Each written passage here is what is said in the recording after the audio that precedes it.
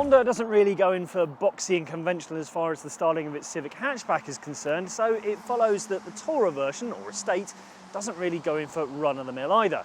But although swoopy lines can look pretty, they can also have a knock-on effect on the amount of space that you get in the car. And all those concerns disappear as soon as you open this tailgate and have a look at the boot. It is massive, much more so than pretty much all the Honda's rivals. And this loading lip is pretty much non-existent, and it's got a really wide opening as well, which makes it really easy for hauling big heavy items in and out. Now inside the boot itself, it's a really even shape. There's no funny jutting out bits, which means when it comes to loading flat pack furniture and the like, you're not going to have anything to catch on the way in. Now, unfortunately, you don't get a spare wheel with the Honda Civic Tourer, but that does mean you get a fantastically huge underfloor storage. You can get 2 soft overnight bags under there at least, if not more. The back seats though are where it gets even more clever. Unfortunately, you don't get handles in the back to drop them. You have to come round or reach through, but they're quite light and they fold very easily, and they do go totally flat, giving you a nice long even load bay. Another very clever little touch is these seat bases. They flip up, kind of like cinema seats, and then lock in place in a very easy movement, give you a very tall loading space in the back here.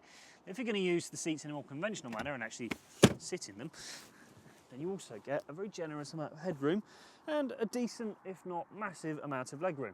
So while those swoopy lines don't affect headroom when you're sat in the back, they do, when you're sat up front, have a bit of an impact on your rear visibility.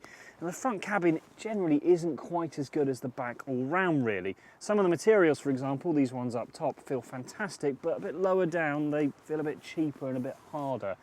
You get a decent amount of kit though. You get Bluetooth, digital radio, USB connection and alloys on every car. But if you go for the basic trims, then you miss out on this colour touchscreen. It's not the best touchscreen though. It looks a bit as though it's been added in as an afterthought, and it's quite fiddly to use.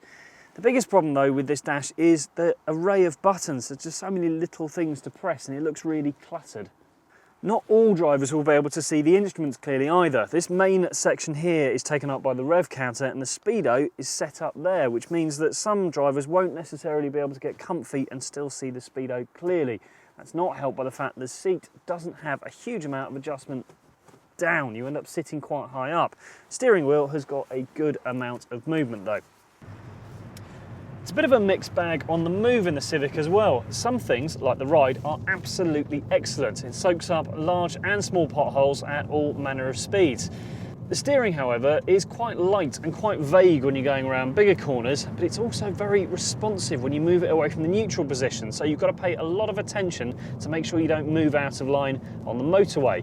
Now, if you're going to be carrying a heavy amount of stuff in the back of this car, then the diesel engine, because of its extra flow down, is the one that makes the most sense. It is quite noisy when you compare it to its rivals though, especially when you work it that bit harder, and you get quite a lot of road noise at higher speeds as well. And the petrol engine is a fair bit quieter most of the time, but you do have to work that pretty hard as well to make much in the way of progress.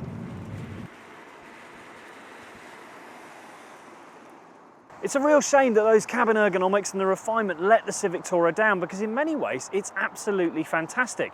The boot is massive and there's some really clever touches as far as the seat's concerned. Honda's also got a very good reliability record. You do have to bear in mind that it's quite pricey compared to rivals, but if space is absolutely top of your priorities list, then the Civic Tourer should be as well.